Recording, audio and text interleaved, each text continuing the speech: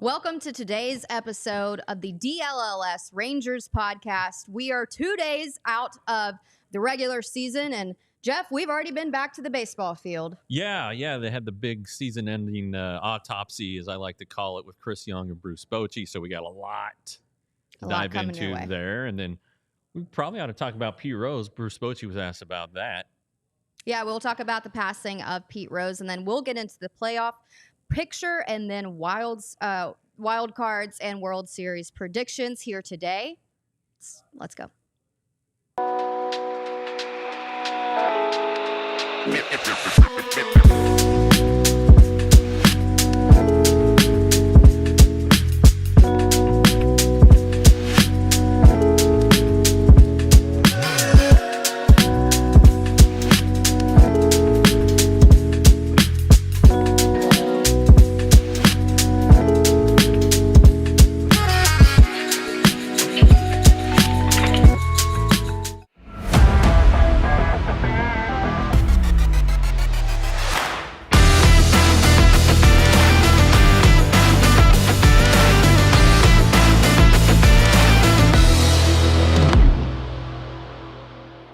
Welcome into the DLLS Rangers podcast studio. Happy to be with you today. Abby Jones alongside Jeff Wilson. I've got some big shoes to fill with John Radigan on vacation to celebrate a wedding. Yeah, good for him. These things pop up, and you don't just get married. So I'm sure this is planned before we ever launched, and hope he has a good time going back to his home state. And we'll hold down the fort. We know what we're doing. Yeah, we're going to be here until Tuesday, probably, just you and I. Tuesday and Wednesday, just the two of us. Just the two of us. So be sure to like us, subscribe, talk in the chat. We definitely want to hear from you guys. We were out at Globe Life Field just momentarily ago to talk about the end of the season media availability with Rangers general manager Chris Young and Bruce Bochy. Yeah, they bring out the big guns for the season-ending dissection, kind of the look ahead to free agency. And really, I would say that it was, I don't know, that's a 50-50 split on the questions for 2024 versus 2025. There are some things that need to be fixed. Obviously, the 2024 team that directly affect 2025 with players getting healthy and getting better. And then the big one, Newey Scruggs from Channel 5 beat me to it, asking the question about the payroll. And I wasn't encouraged by the answer, I guess. Yeah. I think Chris Young was hedging his bets a little bit. He said, I'm going to meet in a couple weeks with Ray Davis and the ownership group. And he said, there's no excuses, meaning, hey, a big payroll cut's coming. I don't know if that's what he meant, but it certainly left that impression. So, but you're just gonna have to just brace yourself for a little bit of everything. I know this, that when the Rangers have asked Ray Davis for more money, he's usually come through. That wasn't the case this year on Jordan Montgomery, but I think the money will ultimately be there if they ask nice. My biggest takeaway was internal development and internal growth. Chris Young stated he believes in the guys that are a part of this organization, and he has great reason to believe because they just won the World Series title last year. So it's not like the pieces are broken or they don't fit. We do know that is the case, but also every team is a different team. So even if you bring back the exact same roster from 2023 start to finish, those guys are going to have up and down years or injuries like we've seen. So it's not like the puzzle pieces didn't work. They just didn't click this year how you thought that they would. So internal growth and development is definitely a number one thing. I guess if we just want to go around the bases a little bit, let's talk about the high things there. Adolis Garcia. Good news there. Adolis Garcia ended his season just a little early with a knee injury today. He is going to be getting an MRI, and then we'll wait to see what else comes from that development. But Chris Young stated there's really nothing too much to be concerned about unless the MRI tells us different. I feel that this is something that, an issue that we've seen before, and it'll be probably a pretty quick turnaround. Yeah, well, he's had knee deals. He had one in 21. He had one last year right at the end of the season that kind of put on the injured list. And you could see, Chris Young said that Adolis was healthy for a lot of the year. But I know that, other people told me no, he was dealing with a knee issue for a while. You could tell when he was out there running in the outfield, and it came to fruition Saturday night where the trainer actually had to go out and take him off the field. But yeah, if they think it's just going to be an MRI, maybe a little scope, nothing major here, they rest and strengthening it through, I don't know. How do you strengthen these squats, leg curls, whatever Yeah, you do? he's got a guy to help. Yeah, and It is a little more meticulous he's already than muscular you think. enough. Yeah. But I think some days off next year will help him. Some DH days. He's a big man, and maybe not the tallest guy, but built like a rock. And it takes a pounding when you're running that outfield. And the Rangers, if you want to go back to Josh Hamilton, were always concerned about playing him in center field because of his size. And so they would try left field and right field, and ultimately he would still end up playing center a lot. But the thought is there that less is more. If you can get by with him as your DH a couple days a week, Adolis that is, it might be better for him in the long run. Yeah. And another one is Josh Young. He exited the season a little bit early as well with the wrist injury. One thing that was my big takeaway there is that his threshold for pain is extremely high. I think a lot of people thought Josh Young's calling it quits on the season. That's really not the case at all. With the injury that he had, the volume of work that he was producing, the day in, day out grind of the baseball season itself, and then just how much he works, how hard he works, and all of those things seem to be, that was a little bit bigger of an injury maybe that they thought it was going to be. Yeah, if you remember the injury, it was the fourth game of the season, ninth inning.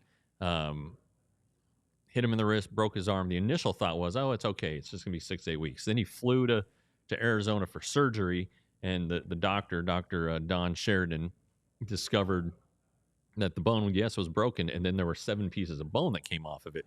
So it became a lot different injury once they got in there and looked at it. And it's in a ginger spot. It's a tough spot because you put a plate in there right near the wrist where you have to do a lot of hand movements. There's a tendon that runs underneath the plate, and that got irritated. And you'll remember Josh thought he was going to be back in June. Yeah. Middle June, and he had to come off a rehab assignment, and he didn't come back till the end of July. He came back on the trade deadline day, July 30th.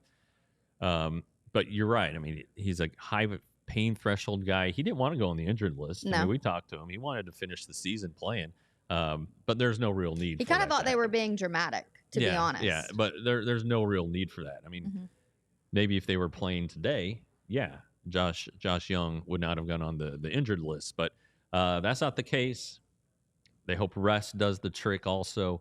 They're going to scan him again in let's say a week or two to make sure everything's going the right way. Ultimately, I guess surgery is a possibility, though they don't think they'll need that. But if you do have surgery, like you have to get a new plate in, you have to take out the existing plate, which creates 7 new fractures. Yeah, a bigger issue. So what are you really accomplishing there? You're ruining the guy's off season. So if they can get the tendon cooled down, and he can start lifting and doing all that stuff, limit the swings, limit the throwing until December, then hey, he's got a shot to be healthy at spring training. And Corey Seager, no update there, but no news is good news. Yeah. You just want Corey to have that opportunity to have, a full off season, which he didn't get before, which he learned the value of a full off season. Yeah, and spring training too. You talk about these guys spring training is too long.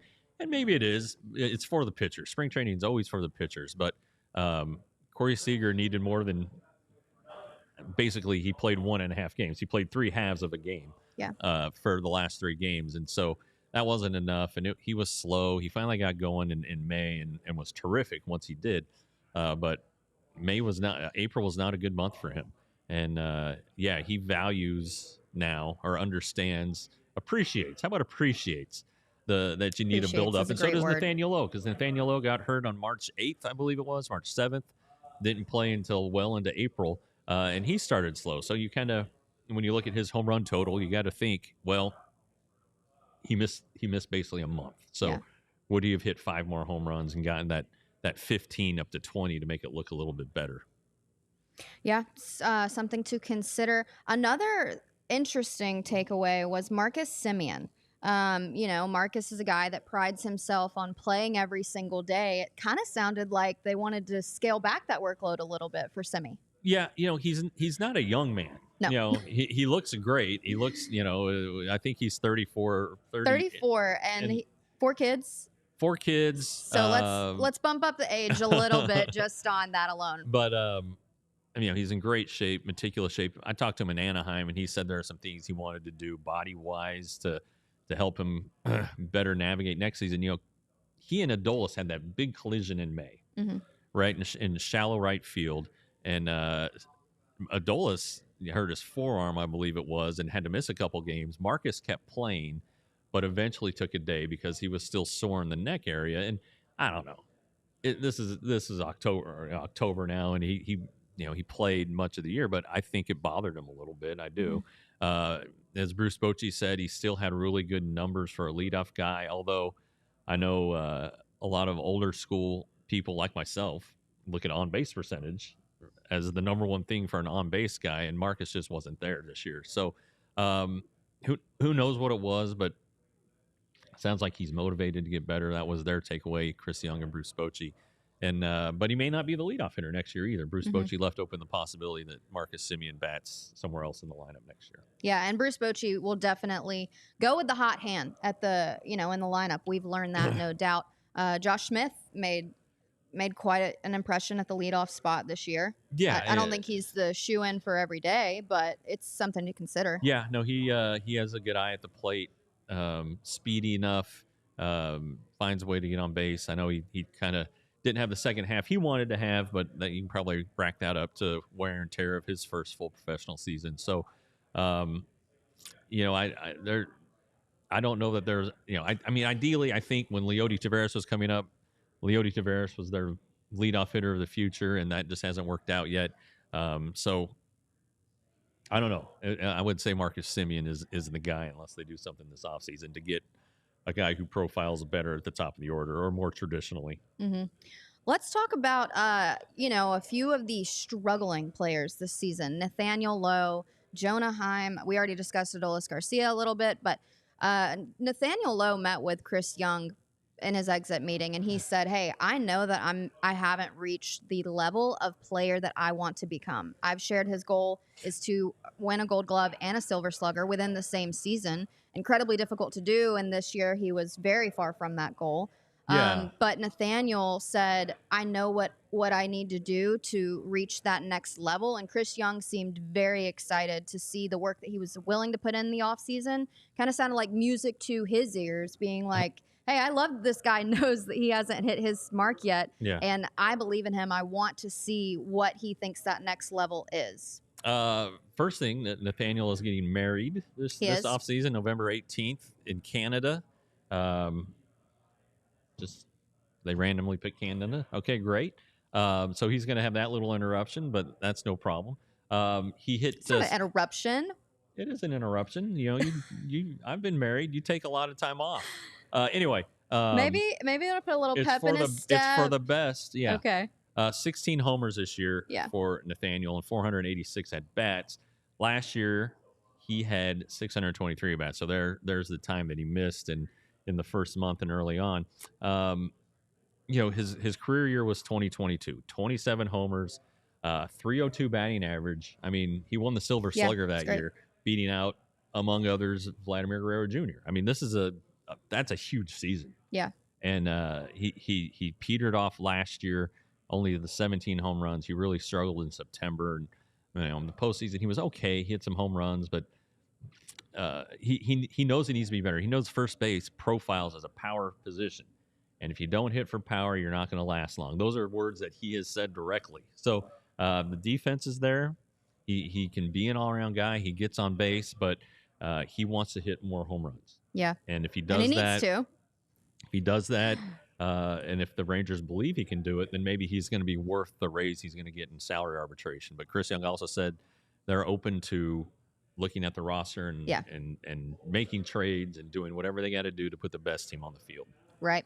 Another concern was Jonah Heim. You know, we heard it from Bruce Bochy, who knows a thing or two about being behind the plate. He said often the biggest toll that a player can take is the guy that is behind the plate. And so you are kind of expecting, I guess, the World Series hangover to show up the most on Jonah Heim. What were your takeaways from what he shared there? Yeah, I think they're finally admitting a lot of things here that they wouldn't admit for a lot of the year. Jonah still says he wasn't tired, but I think other people at the club are saying that. But they also say they remember last season, they think he's that player more than he is this player. Probably fewer at bats will help him, to your point.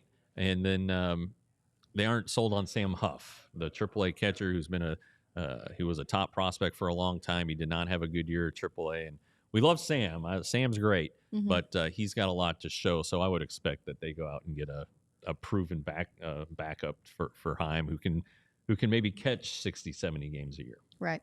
Well, the one guy that played his role and played it well is Wyatt Langford, the rookie. Yep. He is one of 11 players to win not only American League Player of the Month, but Rookie of the Month as well. And he was hitting 300 with 8 home runs, 20 RBI.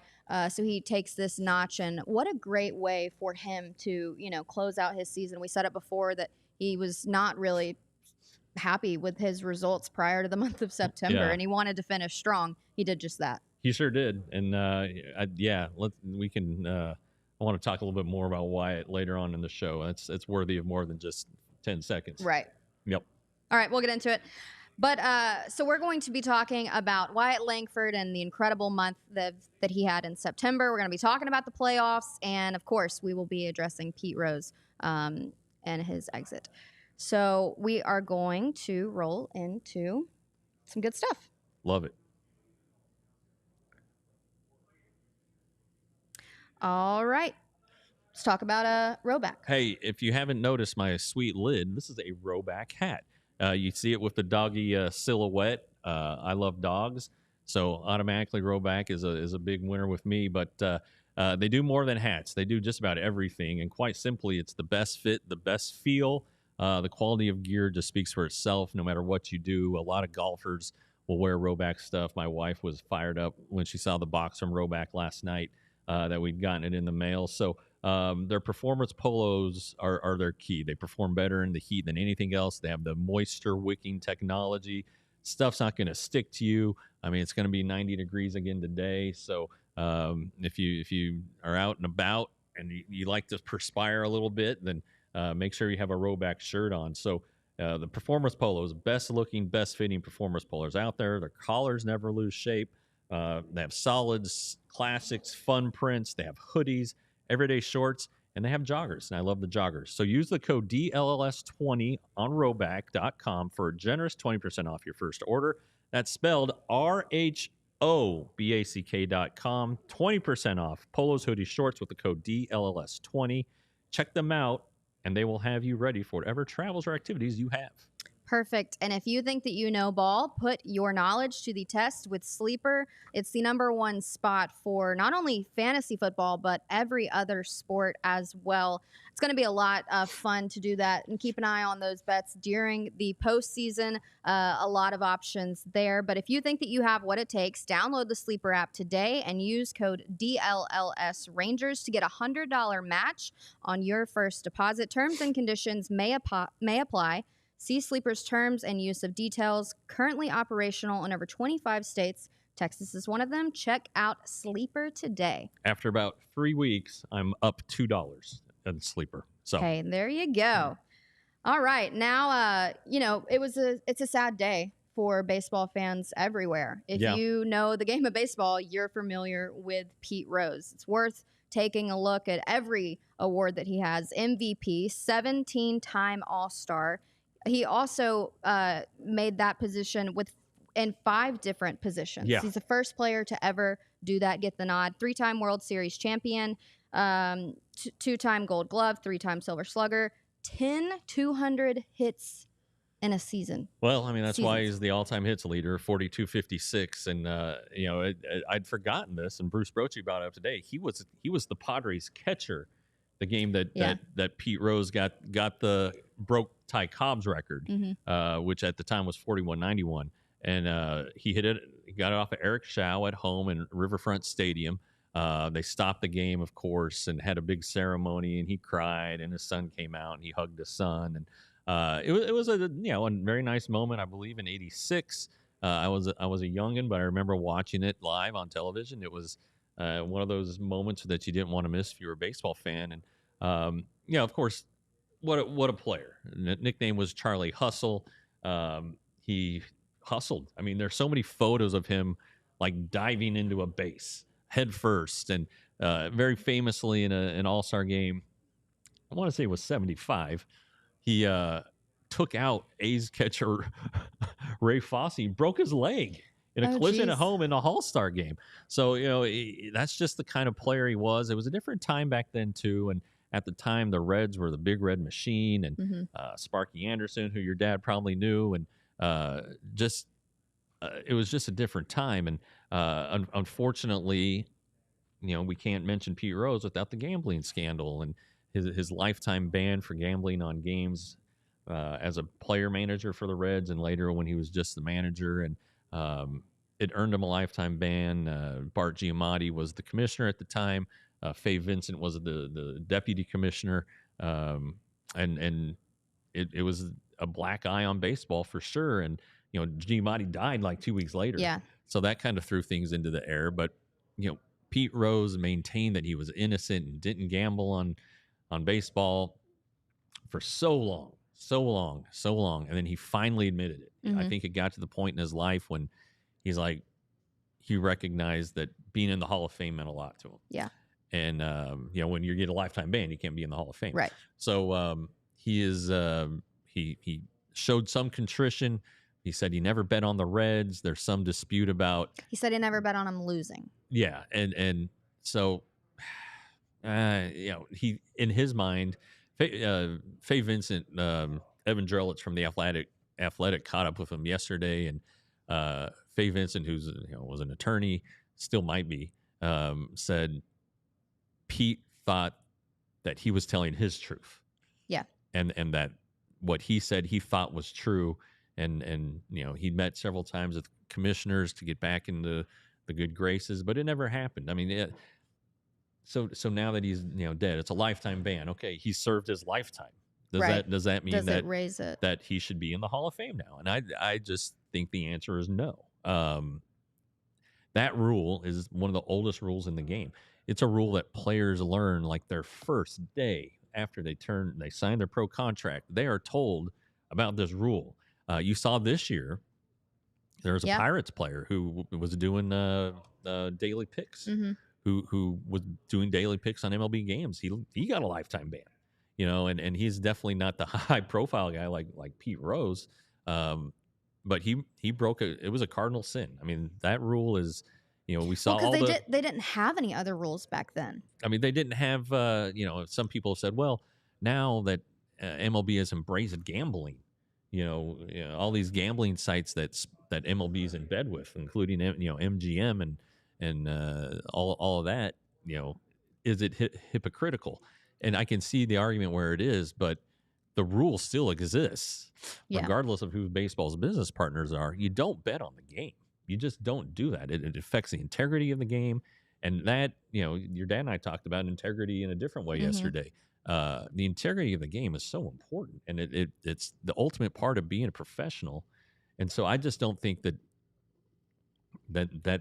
this lifetime ban is going to be relented. I think Pete Rose is always going to be not in the Hall of Fame. I mean, like Pete Rose is in the Hall of Fame. You can go through the Hall of Fame museum, and there's a Pete Rose exhibit. Yeah. But he doesn't have his plaque. He's not inducted in the Hall of Fame with the baseball's greatest players, and he was one of them. Yeah.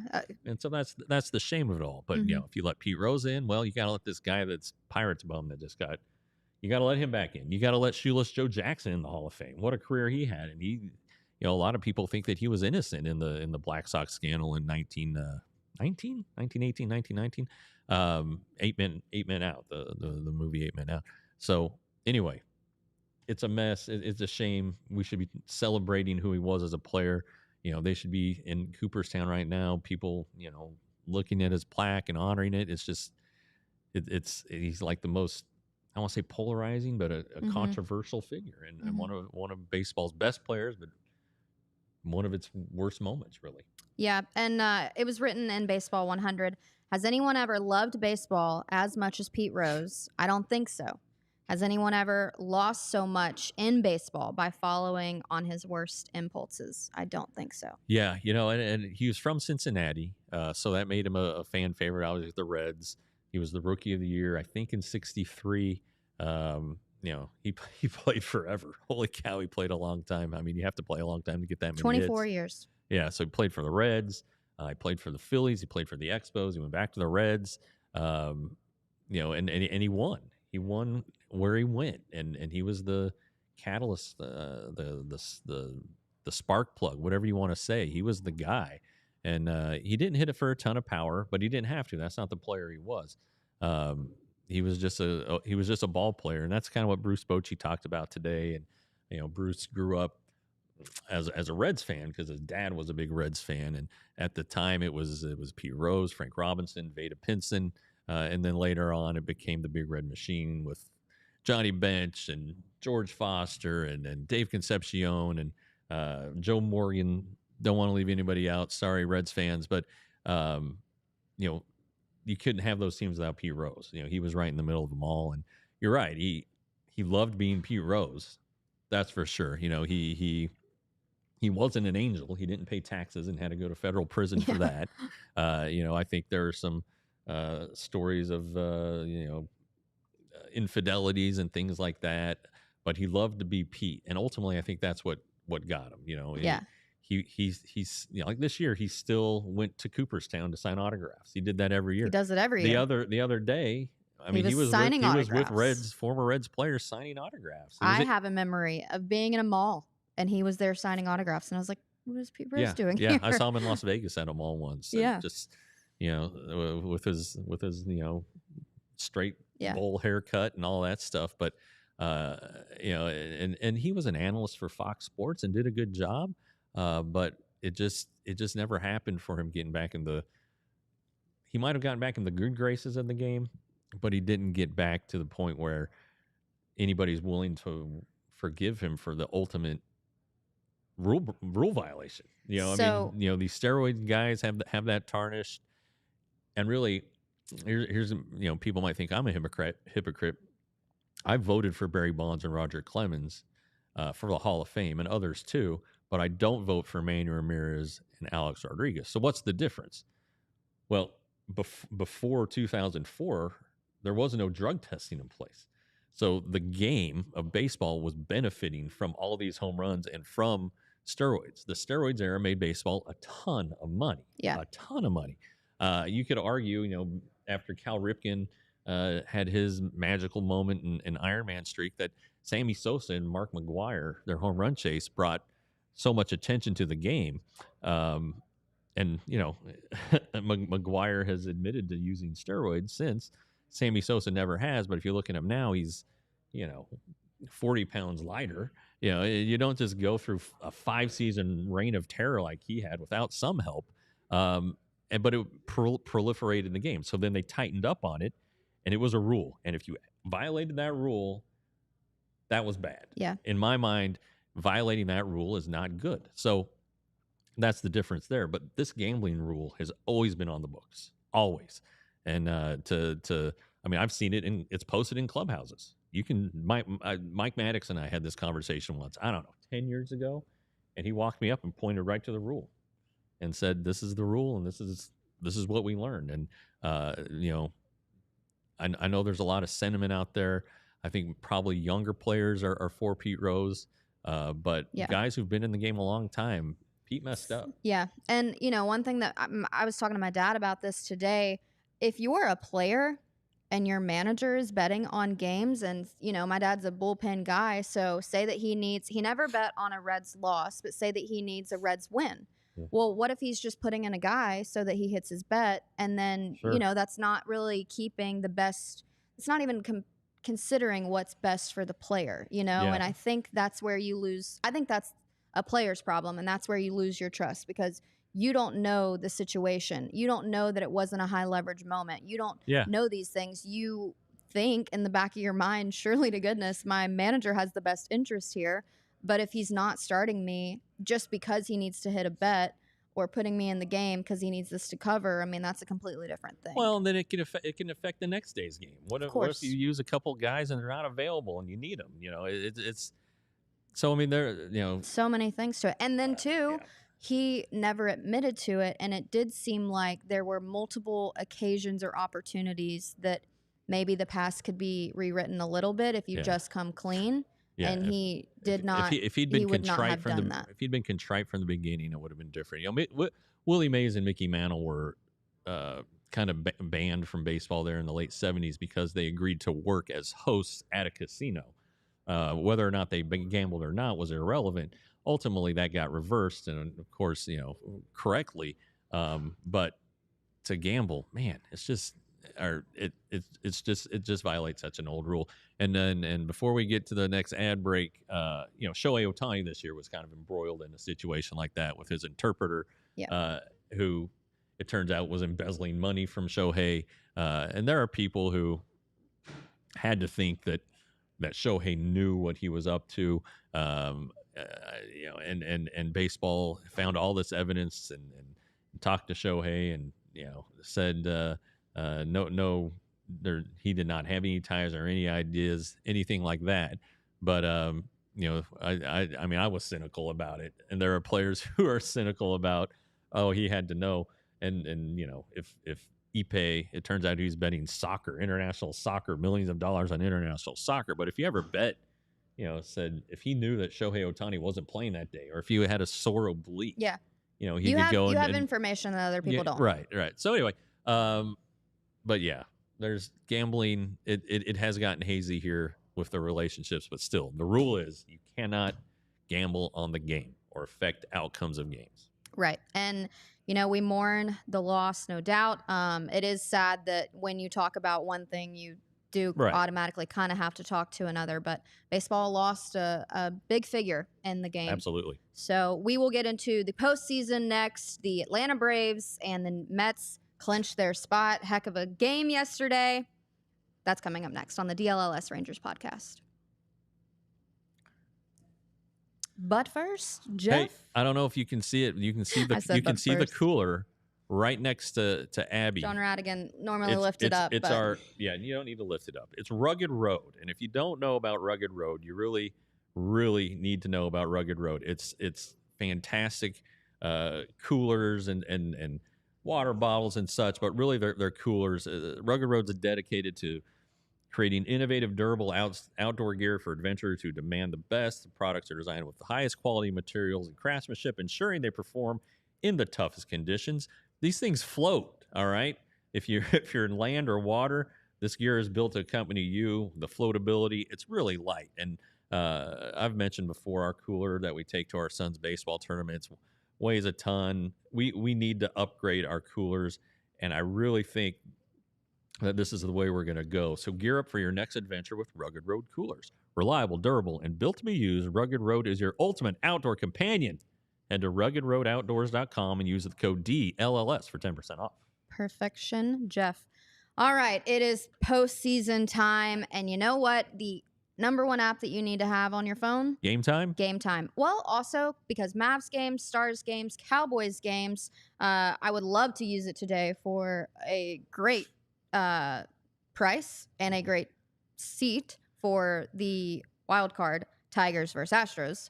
However, we're not in Houston. We are not. So download the Game Time app today. Get your ticket, get the lowest rate possible. They also have a cool feature of a panoramic view, so you can actually see where you're going to sit before you go. You won't be in the way of anything. And they have a lowest guaranteed price with ticket coverage. So I've been in some spots where you don't really get your ticket back or your money back, but they take the guesswork out.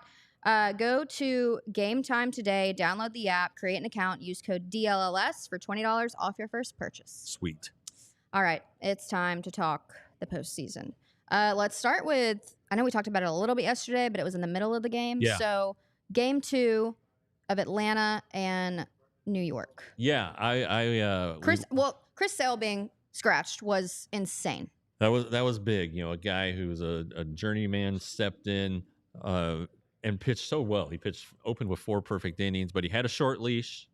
They took him out in the 5th. He gave up a hit and a walk. Boom. They went to their bullpen. They managed, Brian Snitker managed it like it was a do or die playoff game, and so they ended up winning. Well, it was do or die. It was do or die. There's no question about it. The Braves led 1-0 on an early run, and I think it was the 7th inning. They got 2, a throwing error on by the Mets reliever Brazu Bond extended the inning, and Marcelo Zona took advantage with a 2-run single. Ronaldo Lopez, who's been a starting pitcher, an all-star starting pitcher for the Braves, pitched an inning in there. And then Raisel Iglesias, who blew the lead in the first game, ended up going in and pitching the 9th. And 3-0 victory. Braves win, Mets win. They go to the playoffs. The Diamondbacks do not. I wrote today at dls.com. I'm going to guess I can envision at least one guy in that organization. I'm not going to mention his name, who was not happy that the Mets did not play Francisco Lindor or J.D. Martinez or pitch Luis Severino. By virtue of winning that first game, the Mets could start planning for their playoff series, which begins today against the Brewers. Mm-hmm. And so the lineup they fielded was not their best lineup. And there's your dad and I talked about this yesterday. And in the thick of a pennant race, it's a team's duty to honor the integrity of the playoff race, field a formidable lineup, and give it the best go. I know some Diamondbacks probably feel like they were owed that. The point I made today was go back 1 year to game 162 last year. The Diamondbacks were playing the Astros. The Rangers were playing the Mariners, and the Astros and Rangers were tied. The Rangers needed a win and an Astros loss to win the West because the Astros had the tiebreaker if they both. Anyway, as it happened, the Diamondbacks had clinched their playoff spot and rested all the regulars. They sent out a AAA lineup. There is no question about it. And that was not honoring the integrity of the game. It directly affected the outcome of the American League West race because the Astros, absolutely just steamrolled the D-backs in that game.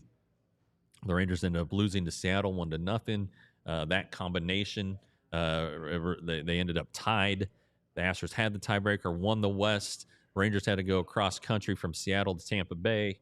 And there were Rangers people who were not happy with what Arizona did. It all worked out in the end, and the Rangers got the last laugh by beating the Diamondbacks in the World Series. But I just want to say that if Diamondbacks people are upset at the Mets, you have very short memory because your Diamondbacks did the same thing to a far greater extent and affected a playoff race. So our friends at our sister station in Phoenix, Jesse Friedman, the D-backs beat writer. I don't know if it's come up or not, but I'd be willing to share his, have an exchange of thoughts with him on this one. But I'm obviously on the last segment and many segments previously, I'm big on the integrity of the game. And as you should be, as we all should be. And it just, the Diamondbacks don't have much of an argument just based on their recent history. But 2 good games. They really were 2 good great games. And 2 brothers got to celebrate a postseason clinch on the same day. Yeah, it's that's beautiful. Pretty cool. Yeah, 100%. So now that all the matchups are set for the wild card round, the Tigers and Astros are about to get going let's right get now. into that because they are starting today. So it's a pitcher's duel. Oh my gosh, yeah. What Tarek a matchup. Skubal and Framber Valdez. Now, Tarek Skubal was named Triple Crown of the American League. He's going to make his debut in the postseason. And actually, there's only one player on the Tigers roster that has a postseason performance, and it's Matt Vierling. Oh, really? Yeah. And then Jackson Jobe, the stud my dad was talking about yesterday, he's played in 2 career games with the Detroit Tigers. Yeah. And now he's going to make his debut in the postseason. So, we saw a few kids get caught up for postseason. I mean, they had a little bit more experience, but still, AJ Hinch is, it's a veterans and a young guns game, all in one. And of course, we have the story with Justin Verlander and also with AJ Hinch. I mean, Yeah, a lot of good storylines. This is one that kind of hits home. It's bittersweet. I don't know. There's a lot here. Yeah, I think AJ, he can't do a lot. He can't go out on the field and play, but I think he's probably got some motivation. It's interesting you bring up Jackson Jobe. It kind of made me think about David Price. The when he was with the Rays, he'd just been drafted out of Vanderbilt, and he ends up pitching for them in the postseason, and was a key part, helped them get to the World Series. The Royals, I think it was 14. Brandon Finnegan, who was their first round pick from TCU, Fort Worth kid, he ended up pitching in the postseason for them. So it's not unprecedented what Jackson Jobe potentially is going to do, but it is fun. The Braves, when the Braves had Smoltz-Clavin and Avery and Maddox, of course, they also had Osvaldo Perez. I think I might have gotten the first name wrong. But Perez, a left-hander, he was a rookie who'd spent the year in AAA. He came up and was a key force. He ended up in the rotation a few years later. But it's not unprecedented to do what Jackson Jobe's about to do. Yeah, and everyone is aware of Framber Valdez, Rangers fans especially. It's his 16th postseason start, second most in franchise history behind Verlander. But Valdez struggled in the postseason last year. He posted a 9 ERA, 12 innings pitched, 12 earned runs, and 3 starts, losses to the Twins and the Rangers. So it's unfortunate his 2023 postseason, because it's not common. That's not normal for him. Yeah, it was fortunate for the Rangers. Great for the Rangers. Yeah, but he had a fantastic second half. Yeah. It was really good. He wasn't terrible in the first half, but he almost threw the no-hitter against the Rangers. He was definitely a name that I had to consider when filling out the AL Cy Young ballot. You get 5 guys, and he was definitely in the mix. I think ultimately I looked at 7 guys, but for sure he was on there, and just had such a dominant second half. So really, he can get a lot of ground balls. He can strike guys out when he's really going. So the Tigers are going to have their hands full for sure in this one. But, I mean, the Astros are going to have their hands full with Skubal. What a year. He's had 2 appearances with Houston this year. May 11th in Detroit, it was a win, 6 innings pitched, 2 runs, 7 Ks. Then in June, opposite, it was a loss, 6 inning pitched, 4 runs, 2 Ks. So for him, it's a little bit of a mix there, but AJ had a hilarious quote about who was going to start today and kind of the game plan there. And he said, our plan is Skubal and pitching chaos the rest of the way, which is exactly how it's been the last 2 months, which is kind of what my dad alluded to yesterday. Yeah. But hey, if it ain't broke, yeah, exactly. Don't fix it. You guys remember, you may not remember. I remember it. In the 80s at some point, let's say it was 88, Michael Jordan hit the famous shot over Craig Elo to sink the Cavaliers, and the Bulls. I was about to call them the Braves. The Bulls advance to the I think it was the finals, the conference finals, and Doug Collins was the coach at the time, and some wise reporter said, Doug, what did you draw up there in the huddle? And Doug said, give the ball to Michael and get the out of the way. and that's how it worked out. So that's kind of, AJ Hinch doesn't really have a choice. It's give the ball to Skubal and get the F out of the way. So, yeah, but I hope, I love low scoring games. I think postseason games, I hate a high scoring postseason game. I really want these games to be tight, nail biters down to the very end. Or hey, like Mets and Braves yesterday, just back and forth. No, that was a lot. That was a little too much. That for my was liking, a lot, but still, this has got a chance to be 3-2. Yeah, I think so too. Yeah. Yordan Alvarez will be back in the lineup today. He hasn't played since September 22nd due to a right knee sprain. So that's going to be a great matchup today. That's the first one. And then you've got Royals and Orioles, Cole Ragans, Corbin Burns. What are you liking about that matchup there? Well, that's another great one. And I will admit having a bias to Cole Ragans. when I started my old website, Rangers Today, the very first story I wrote was, "Can Cole Reagan save the 2016 draft class?" That was the very first story I published on that website. I'd talked to him about 3 weeks earlier during one of my daughter's soccer games. It was cold and it was windy, and there was a whistle going off every couple minutes, and he patiently sat with me and got me through the interview. And then he's been on the what is now the weekly podcast. He was on the weekly podcast 2 or 3 times. Just a great kid. Saw him at the All-Star game. Just grateful for what the Rangers did for him. He had the Tommy John.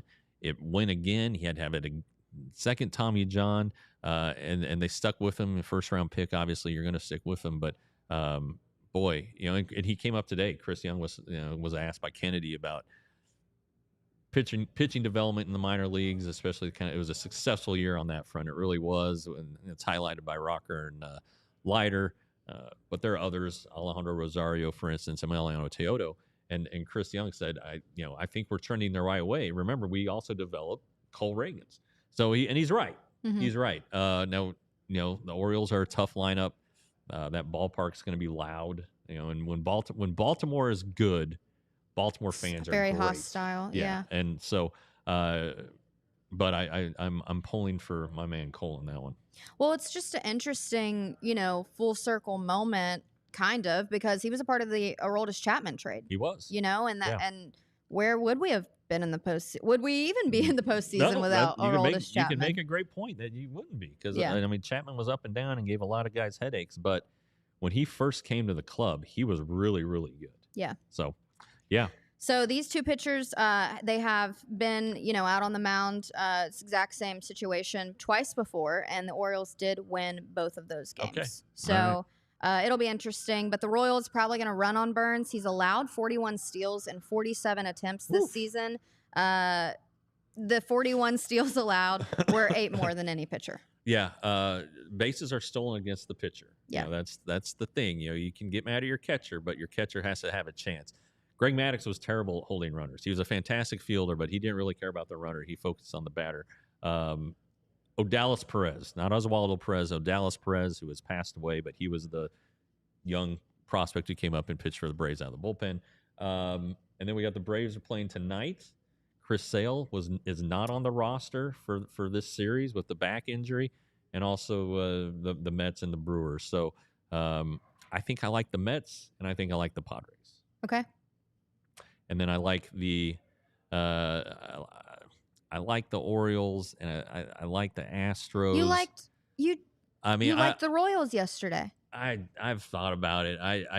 Shit. We'll get into it. I'm going back. I'm going back to Royals because they're more than Cole Reagans. They have Seth Lugo. He's going to start a game. He had a great year. He's on the All-Star ballot, or on the Cy Young mix. If it wasn't for Scooble, he would have a very good case to win it. So I will stick with the Royals, Mr. But Indecisive. I am still going to stick with the Astros, just because I don't think you can bet against the Astros. Okay. I'm going to get the full rundown in just a second. Okay. So we will be talking about postseason, of course, and then we're going to wrap up this episode of the DLLS Rangers podcast. We want you to become a diehard. Yep. Be our best friends today. Join the chat. We're going to hopefully have an event very soon. I think we're trying to get a spring training event in the works. I know that we would love to go that, but you get 20% off of all the events. You get 20% off on all merchandise. You get to be a part of the Discord lounge, which is where you guys can chat and you guys can be best friends too. There's so many perks here. You get a literal member card if you want to feel fancy and pull that out. Keep it next to your Costco card. But become a diehard member today at alldlls.com. Yeah, and you get a free shirt when you get your diehard membership. Did you ask your dad which one he's getting? No, because her dad revealed yesterday on the show that he became a diehard. Pretty awesome. So you go to store.allcitynetwork.com. They have all kinds of merch, shirts right now, and sweatshirts, hoodies. I have 4 shirts coming. 4 shirts coming, and they should be showing up soon. I'm looking forward to it. I've been eyeballing. The other night when I was flying back from Anaheim from the Ontario airport, it was freezing. And I was like, on your flight? Dang it, I wish I had a DLS hoodie. I even looked at the website. Unfortunately, they couldn't ship in the next hour to get to my flight, but that's all right. Hats are coming. I got to have hats, as you know. Roback. I just bought a Roback hat. I got to have my DLS hats. Those are coming. Anyway, store.allcitynetwork.com. Get your merch, wear it, run into us. We'll shake your hand. We'll take your picture, and we'll be best friends for life. There you go. All right. So I kind of want to run through, again, a prediction and just get it very solidified because you were a little wishy-washy. I was. All right. Let's go. Just a quick, short answer. We're going with a wild card American League. Tigers, Astros. Astros. Okay. Kansas City, Baltimore. Kansas City. So then Kansas City, Yankees. Royals, Yankees. Royals, Yankees. Another, a lot of history in that one, too. I would say, however, the Yankees. Okay. So you said Astros, Guardians? I'm going to go with the Guardians. Okay. Guardians, Yankees. Ooh, now see, that's like it's dicey. Total opposites. Fantastic offense for the Yankees. Awesome pitching and bullpen for the Guardians. I'm going to go Guardians. Yeah. Okay. I'm going to do it. It's a hot take. I like it. National League. Mets, Brewers. Mets. Okay. Braves, Padres. Padres. All right. So you said Mets? I did say the Mets. Mets, Phillies. Phillies. Okay. Padres, Dodgers. Oh, man. That's a tough one. It really is. They hate each other. It's going to be, they're 2 hours apart? Yeah. On good traffic. I think I will go Padres. Okay. Phillies, Padres. Did you say Phillies? I did say the Phillies. I will go with the Phillies in that one. So you have the Guardians and the Phillies in the World Series. That's right. Yeah. Not a lot of TV ratings coming out of that one, at least not when they're in Cleveland. But I just like Cleveland. Look, Jose Ramirez is a great player. 40-40 season. Aaron Judge and Bobby Witt got a lot of attention this year, but that guy is fantastic. And then Emmanuel Clase, the closer, also in the Cy Young mix. But it's not just Clase. That bullpen is really, really good. The offense isn't just Ramirez, but it's a lot of Ramirez. So they do have a shortcoming offensively that could come up and bite them. But I just kind of have a feeling. All right, You have a feeling? Well, I have a feeling that Aaron Judge will win the World Series MVP. Yeah, you said that the other day. That's my feeling. I'm going to go with you on that. I've confirmed that you said that, and it wouldn't surprise me. It really wouldn't. I just think he's due. Yeah, great players need to have their breakout moments, and that's another thing with Ohtani. He's in the playoffs for the first time. He seems to shine in the big moments like he did when he got 50-50 with a 3-homer game. And, was it the best game ever? I don't think so, but nevertheless. You don't? No, because, there were players who've had better games. Okay. So, anyway. Judge Ohtani is the dream matchup for baseball. Right. And man, baseball writers have been getting a ton of frequent flyer miles going back and forth between LA and New York.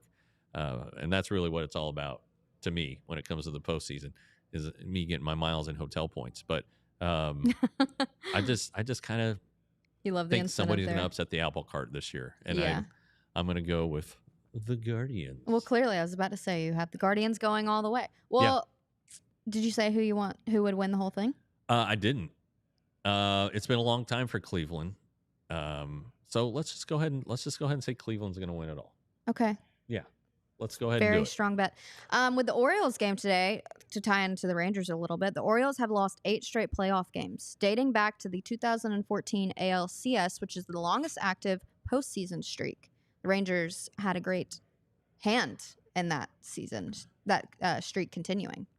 They did you go back and look at those games. The first one was so important with Jonah Heim making that great throw in the 9th inning to throw out Gunnar Henderson, who apparently missed a sign or saw a sign that wasn't there. Whatever it was, it it really and that was when the bullpen first, you could really have faith in the Rangers bullpen, because it kind of, it was Spores' first appearance, and he was a little wild to start, but he got out of the inning, and then Leclerc got the save, and that kind of became the combination for them.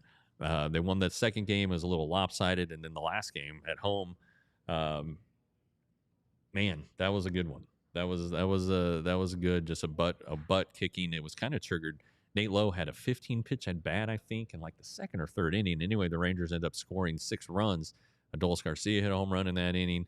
Eovaldi was really, really good. So, and the Rangers only won 2 home games last year during the postseason. That one, and then Game 1 of the World Series. Yeah, I feel like we never even really got to watch. Well, you were there at every game. I was. So this time last year, you were in Tampa. I mean, what was that like? What was the feeling like? Well, I mean, to be honest, I kind of thought that we were going there to watch the Rangers lose, because they had lost 3 out of 4 to the Mariners. Yeah. Had to fly all the way across the country. They were going to start Eovaldi in Game 2, and he hadn't really done a lot.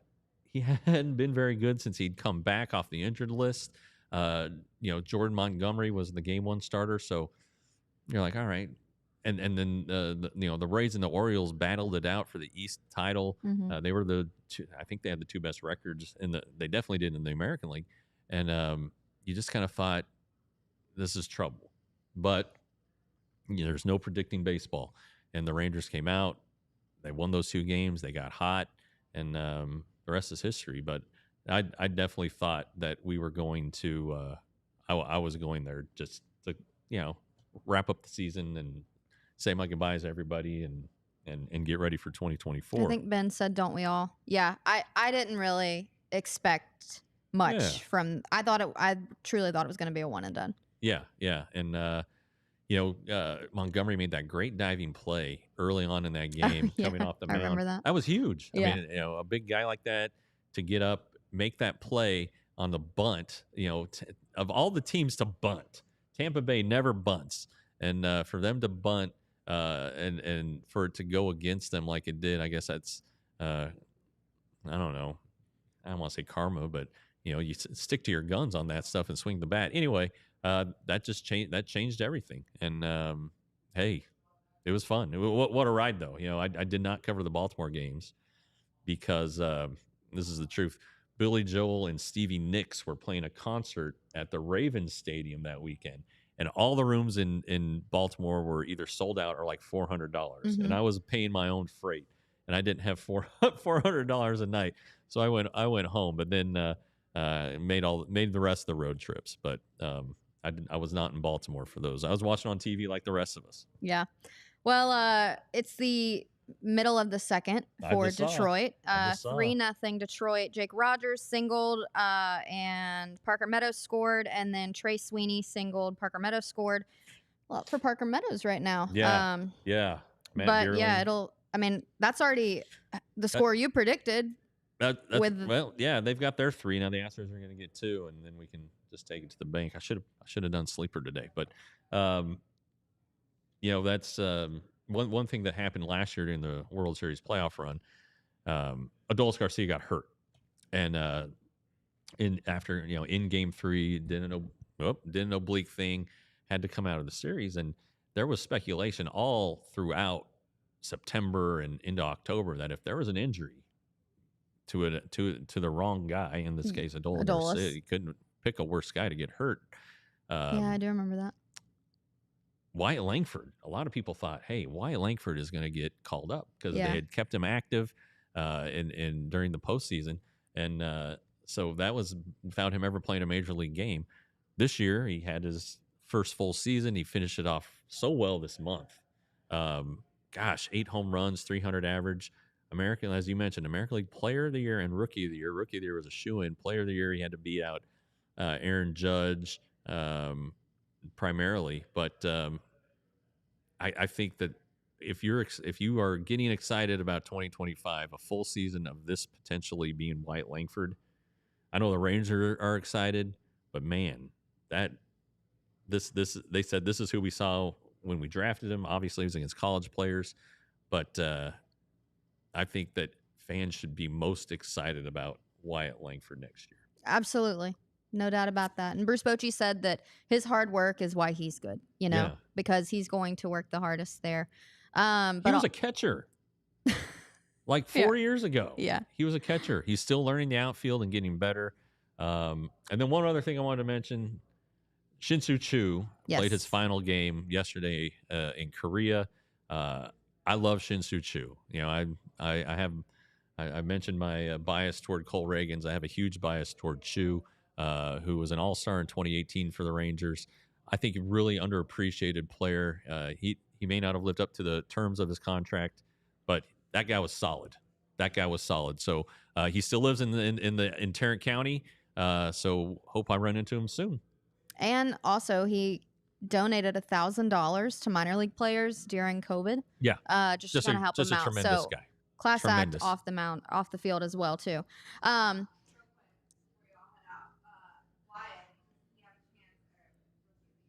Does Wyatt have a chance for Rookie of the Year? No.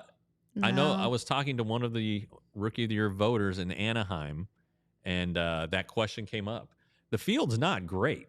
It really isn't. Now, if you look at the full season, Wyatt did a lot of the heavy lifting in September, but he played a full season. The other guys Colton Cowser for the Orioles, he had 20 home runs. It's not that great. There's some pitchers out there, but I bet Wyatt Langford finishes top 3. And Rad said the podium, Yeah. I don't know if he wins Rookie of the Year, but the podium is reachable. Yeah. Reachable. I think so. Well, thanks for hanging out with us. We are going to be hanging out, just the two of us, until Rads gets back. So stick along. Two of us. But we're wrapping up today's episode of the DLLS Rangers podcast, and we'll be bringing more postseason action tomorrow. We all silly like the mayor.